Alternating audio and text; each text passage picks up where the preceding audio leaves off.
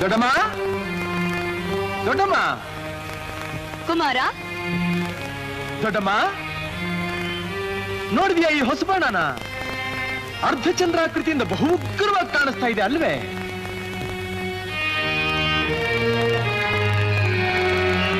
ಹೌದು ಕುಮಾರ, ಬಹು ತೀಕ್ಷ್ಣವಾಗಿದೆ. ನಾನು ಹೇಳೋ ತನಕ ಇದನ್ನ ಯಾರ ಮೇಲೂ ಪ್ರಯೋಗಿಸಬೇಡ.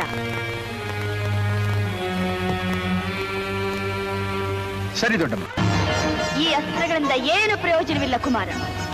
ಬತ್ತಳಿಕೆಯಲ್ಲಿ ಇದೆಯಲ್ಲ ಹೊಸ ಅಸ್ತ್ರ, ಅದನ್ನು ಹೂಡು, ಯುದ್ಧನ ಸಮಾಪ್ತಿ ಮಾಡು.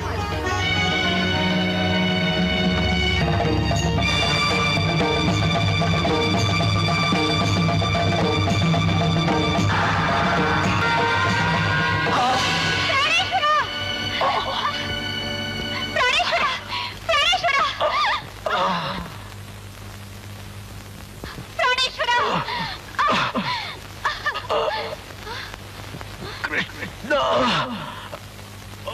ವಾಸುದೇವ.